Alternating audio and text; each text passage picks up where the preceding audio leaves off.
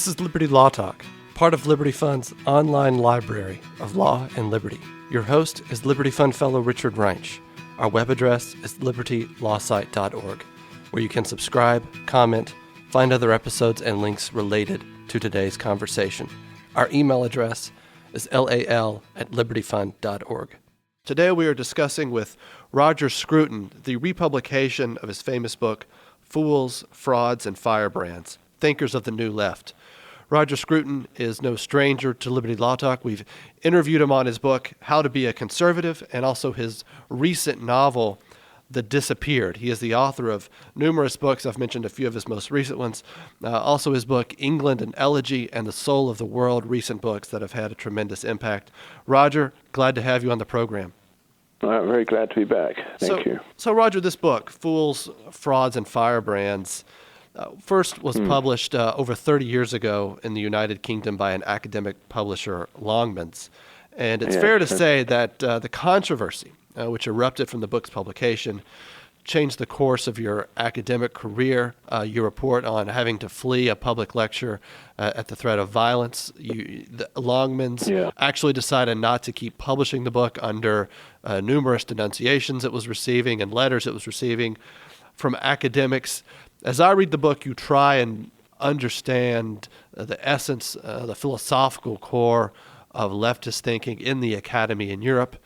And you do that, I think, incredibly well. I think that testifies to the controversy you received. But, you know, maybe just talk about here at the beginning what you're saying in the book, what you're arguing, and also just talk about how it, the controversy really did change your career and your life. Right. Well, yes, I had been in the university world when I wrote this for about, I guess, getting on for 20 years, and living through that period in the 70s and the early 80s, when the ideas of 1968 were filtering through the academy in Britain, always a little bit later than in France, but the thinkers like Foucault and Althusser and Deleuze and so on that were gradually being accepted as the center of a new curriculum, a curriculum that would be devoted to the cause of liberation and equality and the undermining of traditional institutions, the university itself included. And I had to teach in the London University while this was happening, and was, to be quite honest, quite appalled by it, by the pure negativity of it. That's the thing that has always struck me about the left, that although it pretends to be idealistic and aiming towards a new and utopian order of things, it's precisely the utopianism that appeals, because that means you're really defining yourself negatively. You're saying that I'm against this, I'm against that, I'm against this because it stands in the way of utopia, but knowing, of course, that utopia is a nowhere. And this relentless negativity that was changing the curriculum and the mode of argument and the texts that were being studied rather got me down, I have to say. So one by one, I picked on these thinkers and wrote little articles about them in the Salisbury Review, which I edited. Then I gathered them all together, polished them up a bit. I tried to be fair to these guys because some of them are very brilliant, Foucault and Sartre, for example. Anyway, it was published as a book, and I made the attempt in the book to get to the essence of it, to say exactly what the left is, to explore this negativity and try and state an alternative, saying, look, this isn't actually all that we've got, that there is something else. There is what I call the right, which is the defense of settled institutions, forms of life that we've inherited, private property and all the institutions that go with it, and the rule of law. And of course, I was very conscious at the time of the communist alternative, which had been created by the left. And because I visited those countries and tried to help people, I was also very indignant about the sufferings that had resulted from that. So there was quite a bit of passion in the book as a result. Then it was published, and immediately this furore. I was essentially excommunicated from my college and the university, and most appalling reviews and articles were written about it. As you said, the publisher received these kind of poison pen letters from academics saying that you've disgraced yourself. If you want to be rehabilitated in the eyes of the great and the good and become a respectable publisher again, you'd better break off all relations with that peculiar man, which they duly did. And I realized then that my own career was never going to advance very far in the university world, given the damage that this book had done. But it didn't worry me that because I was planning to leave the university anyway. I had got fed up with the orthodoxies and the sheer bigotry of everything. So I put it on one side, the book. It was remaindered, and I thought that I'll try and live this down. I'll write something else. And I set out on my literary career, and it was all disappeared into the past. But then a new publisher wanted to reissue it in a new version. That's Bloomsbury, and I thought, well, should I? I started doing so, started rewriting it, and my wife said, no, you can't go through that again. And I said, well, the world has changed. Why don't we give it a try? And eventually she conceded, and I rewrote the book, included a few new thinkers like Badiou and Zizek, and off it went to the publisher. And, of course, as I anticipated, it's all been very quietly received. The left no longer engages in that kind of belligerence. Not that it's changed, not that people on the left have come to believe anything else. It's that they've come to believe nothing. No, you mentioned, I read an interview you gave in The Guardian upon publication of the book, which I thought was quite nice. The controversy of the book. So you weren't in effect dismissed from the university, but you knew that you would never rise up to higher levels of status or standing within your college. Well, no, I was a professor by then, okay. Full professor, so there was nothing that they could do to me, but it was nevertheless isolating. One was isolated and regarded as peculiar. And this is a very interesting thing because it's not as though Britain is unique in this respect. Some recent research in America suggests that only 10% of American academic staff identify themselves as conservative, even though, the majority of the American people do.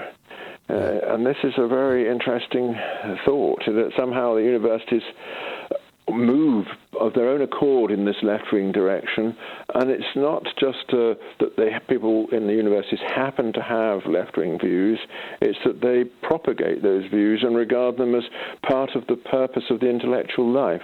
That's the thing that most disturbed me when I wrote the book, that political views at that time, and I think today as well, were not seen simply as views that someone might have who was nevertheless a scholar in Egyptology or formal logic or whatever, but they were regarded as the necessary outcome of being an intellectual in the first place. And, obviously as a conservative, I rejected that. I see politics as something that is only one stream in life, and not something about which one has to be dogmatic just because one is the world expert on Kant's transcendental deduction. You've mentioned this book, the controversy, led to a period of doubting in your life, and one of the ways you dealt with that, which is not hard. I mean, one can be reasonably certain that you're right on issues, and that feeling of isolation is very difficult to deal with. One of the ways you dealt with it, you went to the countryside. You also started teaching in America. Two things. So the teaching in America it gave you the time and the leisure also to go to the countryside. Maybe talk about that. How did that contribute to the sort of the flowering and just ever multiplying array of books and articles you've produced since? Well, I see a lot of the problems that I'd had came about because I also had pursued a career as a writer and journalist, and had written a regular column in the Times, which was essentially a satirical column about left-wing thinking. And it's very important to recognize that people on the left cannot stand being laughed at.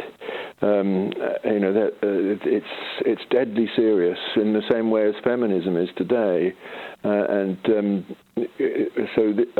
or Islamism. These are joke-free zones. So I wasn't very popular anyway, but I'd also thought at the time, well, why don't I pursue a career as a writer and see if I can make that work, and then I can just be free of the university forever and not care what people think about my views. So that's one thing that I decided to do. As you say, I did teach in America for a bit, but only a part-time job, so that I could be there for one semester and then pursue my writing. And so that's the reason why so many books have come out. That was what I've been doing, and I settled in the country because of love of hunting and horses and all that. So I changed career essentially in about I suppose it would have been about 1993, I'm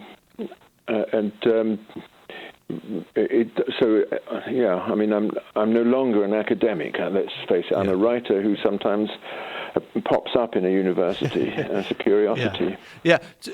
So if we think about the thinkers that you have written about in Fools, Frauds, and Firebrands, so we've got the British historian Hobsbawm, another British thinker, E.M. Thompson, as well as an American figure, Galbraith, also a British philosopher who writes a lot about American constitutional law and trying to make it come out in support of the emancipated individual, Ronald Dworkin, as well as Sartre and Foucault.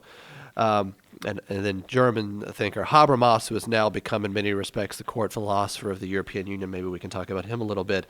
You talk about, though, at the beginning of the book, if we try and understand the essence or the form of these thinkers, according to your book, we can. Two thinkers that stand out, Karl Marx and Hegel, or maybe Hegel and Marx, and then maybe I should mention a third, a Russian philosopher who teaches in Paris, Alexander Kojev. Outlined their influence, though, on all of these thinkers, which I take to be fundamental in the sense of, I think it's largely the way you talk about Hegel and Marx and the interplay there, and how that sort of contributes in their minds to thinking about, or in terms of these more contemporary thinkers, emancipation of the individual from structures of domination. And I suppose that contributes in many respects to this endless negativity you mentioned earlier. Yes. Yeah, well, this is a very interesting line of inquiry. I'm a great admirer of Hegel, who set the agenda, really, of modern philosophy, or at least some kind of modern philosophy, through his fundamental insight that the free individual comes into being only through social interaction. You're not a free individual, as Rousseau thought, in the state of nature. You're not born free. You become free through your encounter with the other, and it's through that dialectical relation with other people that you come to full consciousness of yourself.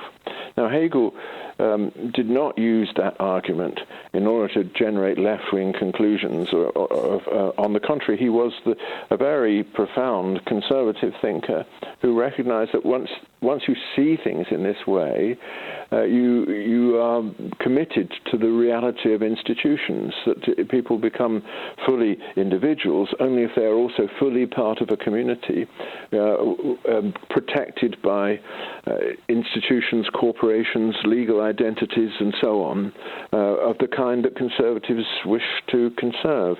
So he used this argument very much in a positive way to affirm what he thought was emerging in the Germany of his day. Whereas Marx picked it up and used it negatively in order to say that, look, we're not full individuals, full free individuals, because we're alienated in these circumstances. And the real heart of Marxist thinking is this theory of the alienation of not just of the worker, but the alienation of all people under the free capitalist economy, which he didn't regard as free, he regarded as a kind of oppression. And so he turned Hegel's argument upside down, and the dispute between them is still of immense relevance and interest to us, and one could see it as something of great philosophical importance, regardless of one's particular political views. But then along came Alexander Kojève, who was a Russian exile from Stalin's Russia, but who declared himself actually to be a Stalinist, and was later thought by the French security apparatus to be a Russian spy, actually a member of the NKVD and everything. But anyway, he ended up giving lectures in I think the Collège de France in Paris, which were attended before the Second World War, by just about every French intellectual, in which he explained Hegel, explained this great argument about the other, how the self needs the other, and that our world divides into those things which contribute to our freedom and those things in which the otherness of everything resides. So he shaped this argument so it could be used in all sorts of exciting ways to undermine institutions, reject inheritances, and so on. And you find this idea immediately dominating French culture, French philosophical life after the Second World War, with what's her name, de Beauvoir, Sartre's other half, with her theory of the woman as the other, and Levinas with his idea of the face as the revelation of the other. Sartre, in all his post-war writings about the otherness of the individual under capitalism, and so on. There is a very interesting intellectual input which needs to be deciphered, and a lot of what I'm trying to do in the book is to decipher this and show how it is in fact a kind of sleight of hand, a way of turning Hegel against himself, and that if one truly understood what Hegel had been trying to get at, you would see that all these left-wing conclusions were the opposite of what the argument implies. So, I mean, there's several interesting lines of inquiry, I think, here in America that we could pursue coming out of this Hegelian cornerstone of your book. One thing that comes to mind in terms of an academic counter-response to progressivism in America, Hegel is actually the great boogeyman. Hegel is actually the one who sets forth a understanding of government institutions as being evolutionary, as unlocking people from various forms of, I won't say oppression, but of a need to get beyond, say, something like separation of powers, which is, of course, a key part of American constitutional thinking. And so those who have written on American progressivism always say, well, it starts with Woodrow Wilson, who's the first American PhD at Johns Hopkins, or in America, period, studies at Johns Hopkins University, where they learn German political philosophy. I mean, I'm sure you know all this. And Hegel is kind of the one who, kind of this idea of history has a moving target, moving us to higher levels of understanding, and so we actually have a better science of government now, and we want to actually unleash the power of government to liberate individuals in certain respects. You say there's a conservative Hegel. I think that would be worthy in this discussion to hear from you on what that is. Yes, well, I've always thought there are two Hegels. I mean, there is this progressivist Hegel who thought of that history is always moving towards more emancipation, more self-consciousness, more grasp of the human condition, until finally arriving at complete liberation. And that romantic idea, which is pure utopianism, survives in Marx and in many 19th century left-wing thinkers. But as I say, I don't think that is one aspect of Hegel. But in his book, The Philosophy of Right, in which he addresses the concrete questions of political thinking, it's all going the other way. It's all about how human individuals do realize their freedom only through their relations with others and through the institutions that mediate those relations.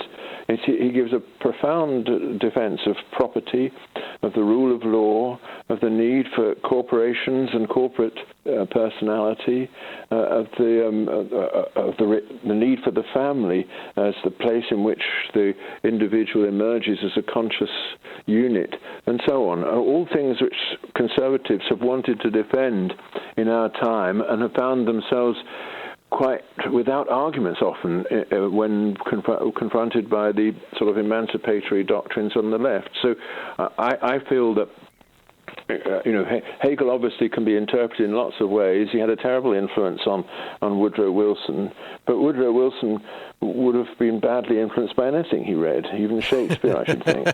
I like that. Thinking about the Kojève and that chapter on his influence on the set of thinkers you profile, my sort of simple, practical American insight into this is he is in effect preaching that man can become a god, or that we can become little gods, defining or creating new realities, new language, modes of expression. We can exist on our own terms, and in that way we'll be equal, and we will usher in a new creation or a new reality. I mean, that's the way. I read that in terms of a spiritual hunger. He is providing. He is providing something to these minds who desperately want a way of meaning, and there it is, right there in this sort of new interpretation. Yeah, well, Kojève, I don't really emphasize him too much, but you have to remember he's responsible for the whole, if you like, vulgarization of Hegel's end of history doctrine, and he was the big influence on Frank Fukuyama in his book on that topic, so that he's, yes. which is often regarded with endorsement by many on the right, not many conservative thinkers. But you're right that at the heart of all this traditional leftist thinking is the hunger for a religion, a sense of the need for something that will replace those absolutes that religion provides, the framework within which the individual life can be led, which will be a framework of consolation and redemption, and utopia is the only thing that, in the end, the left can provide by way of filling that God-shaped hole. But that's another way of not filling it, because utopia is, by definition, emptiness. Yeah, you said at the beginning. This is interesting. You said the left in Europe believes in nothing. Talk about nothing. That's interesting to me because when I look at Europe, that's a lot of American conservatives look at Europe. We look at, say, the migration crisis. Maybe get your thoughts on that. The migration crisis that's been going on now for close to 2 years in Europe. The ways in which it seems to be looked at by European leaders as they almost have a responsibility to bring in people from another civilization without regard to consequences.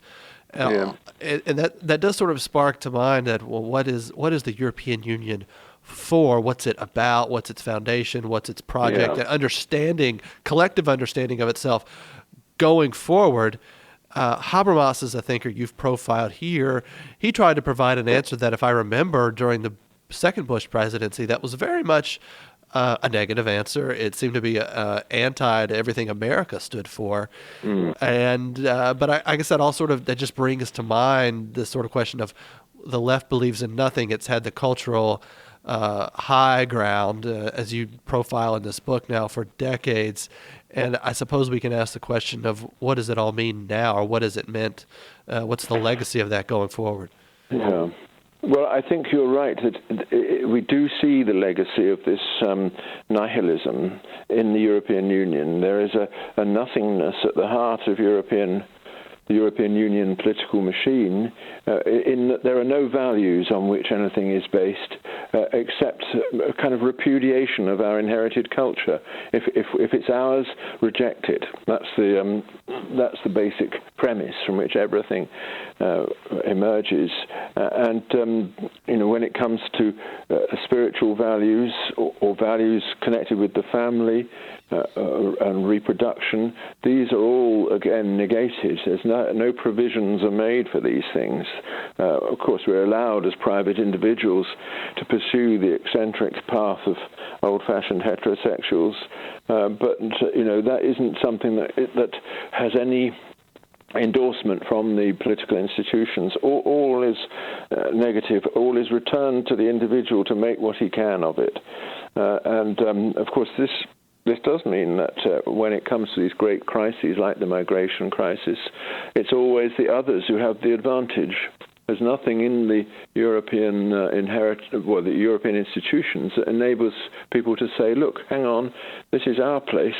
We are managing this according to our traditions, our customs, our laws, and these are the things you've got to obey, and you've got to show a complete willingness to adapt. And nobody's ever said that to the incoming communities. And of course, the result is that the Muslims among them don't adapt. They find themselves eventually surrounded by an alien civilization, and many of the younger ones want to take revenge on it. Yes. This is a consequence of the emptiness at the heart of European civilization as it is today. Thinking about the dominance within the European Academy, which is also in many respects replicated in the American Academy, in the humanities, what we're seeing in America, as I'm sure you're aware, is fewer and fewer students wanting to take humanities degrees. Of course, one explanation for that is a practical one, and very, very much geared towards finding a place for yourself in a capitalist society.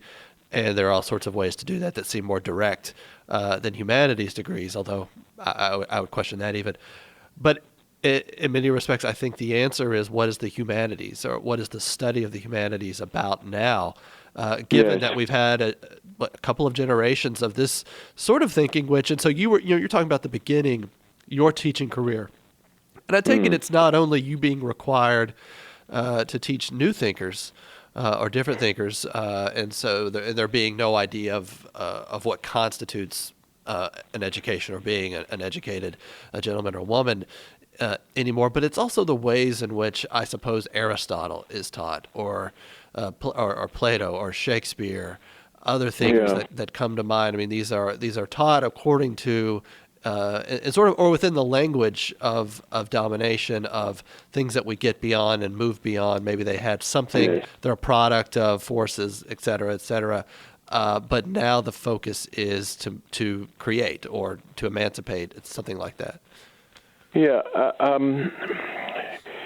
it's a very complicated matter, but what I think is what has principally changed is that instead of criticism, we have historical explanation as the heart of the humanities. But as I was brought up in the university in the 60s in Cambridge, I read philosophy, so that was not a straight humanity. It was half and half. But in English, for example, you were taught to confront a text and with a critical intelligence, find out what it means, evaluate it as an object of aesthetic interest, in the way that you might, a Shakespeare play. So, what does it say? What is it saying about humanity? And does it say it well? How does the imagery work? And what are the beauties of this thing? So that kind of direct critical approach was replaced bit by bit with a political explanation. What is Shakespeare really assuming about the position of men versus women? What kind of what are the relations, as you say, what are the relations of domination that we can perceive in the language and the characters and the situation? And always with a view to negating what you're studying, to say, that we're emancipating ourselves from that. We can now reject it. We're moving on to the next stage of liberation. And the result of this method, which it can be done using the tools provided by Foucault or those provided by Marx or those provided by the feminists, but however you do it, the net result is alienation from the inherited works of art and literature of our civilization. So inevitably, studying the humanities becomes a way of rejecting them. And yeah, exactly. And thinking about the study of the humanities and maybe broadening it out to is the overall academic university life in defending the great cultural inheritance of the West for students and in publications. In thinking about your book and these thinkers so dominant, Foucault so dominant, particularly in a lot of disciplines. I remember being at a graduate student conference, a young woman, very talented, from California, Berkeley, kept speaking and referencing Foucault. None of us could understand her really, and I think that's because she was speaking in Foucaultian terms. But one could see how he has shaped the minds of graduate students and really shaped disciplines and thinking. But all of that, it comes down to a basic question for me. And I know there are institutional reasons and incentives and all sorts of explanations here. But why is it proven so difficult, particularly in the English-speaking countries, to produce a defense of civil society, rule of law, limited government, markets, the value of religion, even if one is not personally religious, all of this sort of business? It's very thin. You noted a study at the beginning. It's a very thin defense. America has kind of a think tank apparatus alongside of it, but that's very political, even though it was conservative and libertarian. But within the academy itself, a very weak defense, a very weak counter to all of this. I'm interested to hear your thoughts. Why? I wish I knew why. Obviously, it's very much easier to impress young people if you relay to them a message of emancipation. If you're relaying a message of obedience, which is essentially what culture should be about, obedience to an inherited form of life, then you're bound, to score less marks with them. Now, that doesn't mean that they won't listen to you, but you've got to be able to present it in such a way that they see that, yes, indeed, that is what human life is about. So they have to start from an attitude of deference. We have a culture which has gradually or rapidly jettisoned the whole idea of deference. Young people come to university already persuaded that they are in charge. It's their opinion that counts. They're not, they shouldn't. They're under no obligation to humble themselves in the face of some aged professor whose views they don't accept. And so the habit of not listening to any alternative has already been implanted in them. And it means that, of course, to appeal to them is much easier if you've got a left-wing message. Because then you're promising them further emancipation, go further down this road that you're already embarked on, so that there's an incentive to adopt this left-wing curriculum, and it's very hard for the older professors who go the other way, the Blooms of this world, and they've become very isolated, often curmudgeonly and embittered, and which doesn't help their case, I don't know that the atmosphere then of the university changes from one of deferential scholarship to a sort of frivolous partying. Yeah, in many respects, though, it seems like what you're saying, could be saying, is so the overall effect of what Marx does with Hegel, and then sort of the flowering out into a lot of these more foundational 20th century thinkers is sort of something that someone captured, I think, nicely with the expression, the hermeneutics of suspicion. And they say that everything that we see around us, every institution we see around us, is in no respect an attempt to mediate some sort of truth or goodness. It's an outcome of power.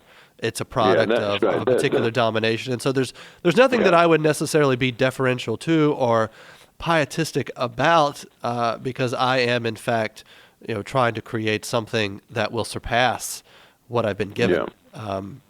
That's all part of it.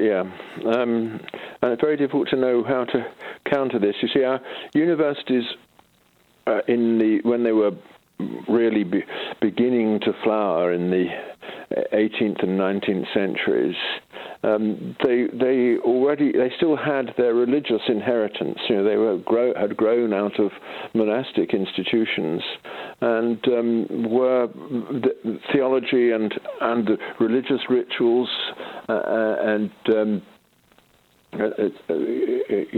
attendance at divine services and all those sort of things were simply an accepted part of university life. So university life was seen as a tangential to the religious life, and that disappeared during the course of the 19th century, and for a while people retained, nevertheless, this sense of the holiness and the spiritual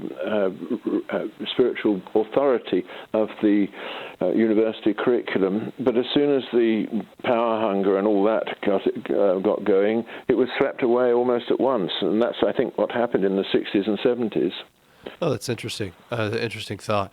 On that in that regard. So if we think about Europe now, and I often kind of appeal to this phrase of Pierre Monod, or this observation of post-familial, post-religious, post-political, and the result has been not some sort of a republic of conscience, but it's been weakness, and it's been a Europe of weakness.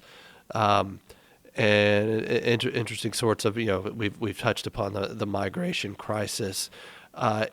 Where do you see sort of all of this right now? Is there some sort of crisis inflection point? Do you see people returning in small, it would be very small creative minorities, rethinking what they've been given, or actually trying to return to great text, great books to understand the human condition anew? Well, I think that when institutions become rotten, it's very difficult to revive them. And I think our universities and their humanities departments in particular are rotten, and that really one has to start new things, new forms of education, new ways in which people can remind themselves of their culture and revive it and make a contribution to it. So I think private universities in the model of the American Liberal Arts College are what we need. And there are a few moves in that direction in Britain, only a few. But, of course, in Germany or somewhere like that, the idea of doing anything without the rubber stamp of the state is unheard of. And it's really in Germany that the rebirth is needed.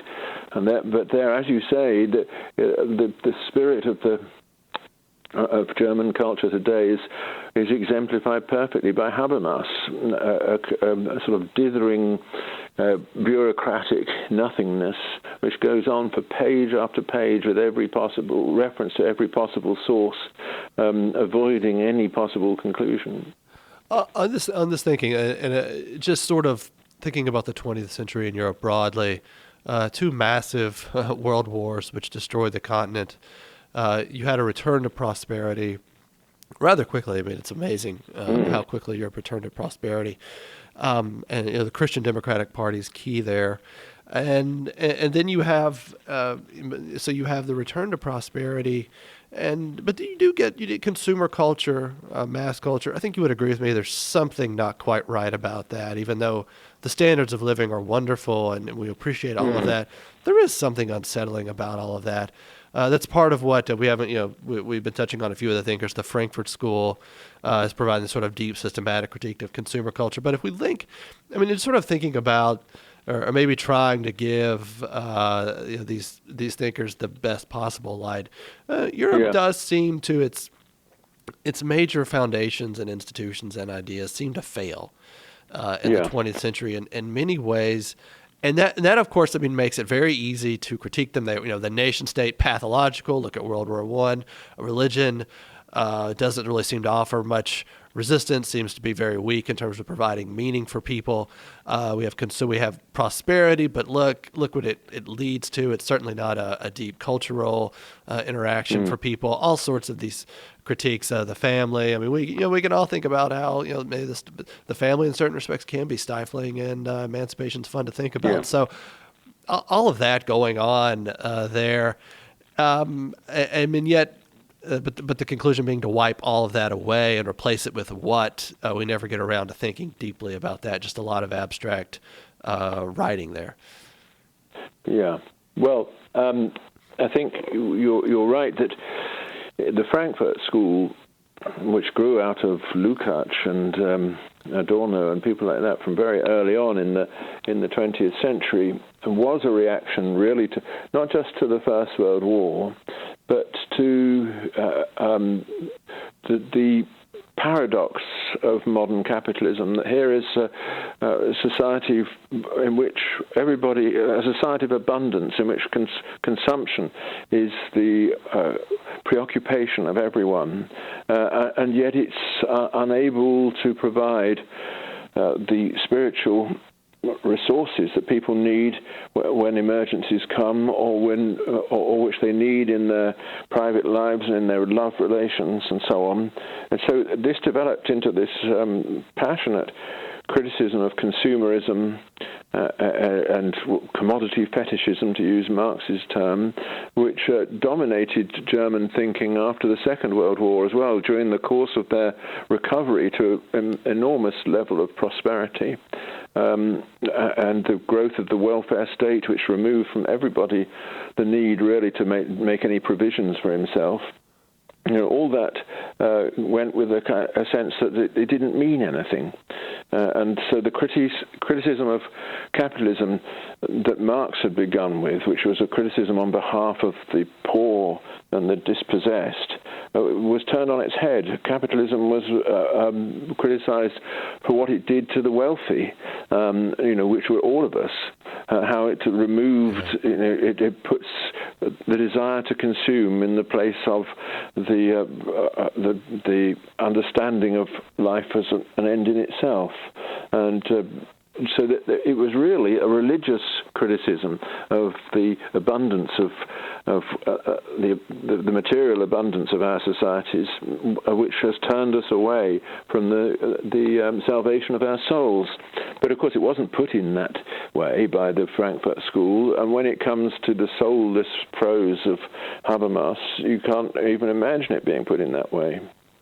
On this point, thinking about a systematic critique of capitalism, it alienates us from our true nature, our true essence, our true creative selves. And, we're the term, use the term, you don't use the term, but you talk about the term reification in the Frankfurt School, whereby our best self becomes located in the objects of technology and consumerism, all of this sort of business. Thinking now, though, about Europe and where Europe could go from here, economically, politically, socially. I mean, that's a huge question. But there has to be, at a certain point, there has to be a realization that, as you talk about, mediation has to be reattempted. Mediation of individuals within families, mediation in terms of a new defense of politics, a new defense of limited government. And the term I keep coming back to is one that you use, which is compromise and agreement and mediation. All of that sort of business. Where does that come from, though? It's a remembering, but it's a remembering that seems so incredibly difficult, just given what you have talked about in this book in terms of the deep attempt to transform the European mind, which in many respects has succeeded. Yeah, well, I'm in this book. I'm much more concerned with criticizing the negativity of the left than in providing an alternative. Though in the last chapter, I do try and say something about the importance of law and institutions and an educational and cultural tradition. But I would say that for that to be rediscovered and reanimated, we must first of all rediscover and reanimate the nation state. That's what Europe achieved, what you still have in America, and what the European Union set out to destroy on the false assumption that it was the nation state that had caused the war. It wasn't the nation state as an institution. It was a particular nation state, namely Germany, which had fallen into the power of a bunch of madmen. We have to be much more truthful about that and about our history, and recognize that the confiscation of national borders and national identities by the European Union was a terrible mistake. If that mistake could be undone, then each country, I think, would have the ability still, and we've seen this in France, to revive itself, to say, look, we are what we are, and we're not going to accept being imposed upon in this way, and we're going to defend ourselves. There's going to be some major conflicts, as we know, but the European people will only be in a position to fight those battles if they have rediscovered their separate identities. And I'm confident that there will be a move in that direction. It's almost, though, when I think about your book, so if we think about the dominant spiritual power in these thinkers, which is sort of giving you a license to act, or a freedom to create, a freedom to make something new again, to make the world new. But maybe really the paradoxical result of all of that, or maybe not paradoxical, is sort of a paralysis, an inability to act, an inability to think, because you start to take this on. I am so put upon. I am so pick however the descriptive term, and it's actually rediscovering the freedom to act politically that Europe most needs to recover. I suppose that's what you're saying. Yes, I mean, there is no freedom to act at the moment because all the major decisions are in the hands of unelected bureaucrats who are inaccessible to the people of Europe. We're allowed, to do small local things to cheer ourselves up. But the idea of actually saying, getting up and saying, look, I'm going to repossess my country and make it my own, which is what Americans can do all the time. That's something that's been taken from us. Yeah. Your thoughts briefly here as we end on the upcoming British vote. I think it's in 2017, so a while away, on will Britain exit the European Union and recover this own sense of, it's never been exactly a full-fledged member, but would in fact be separate from it. Your thoughts on that, how that might play out?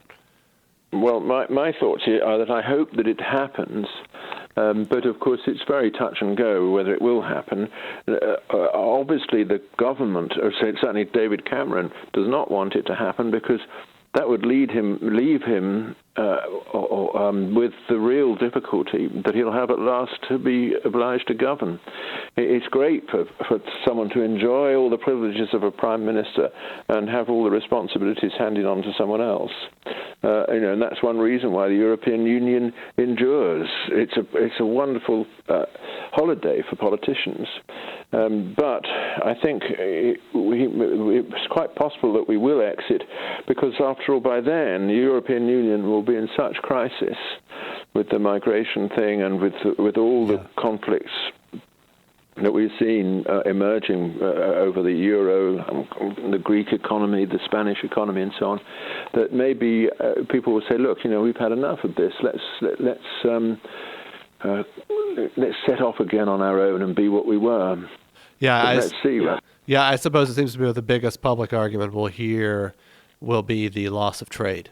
if Britain exits. Yes, That seems yes, but that will be made over and over again. absolutely.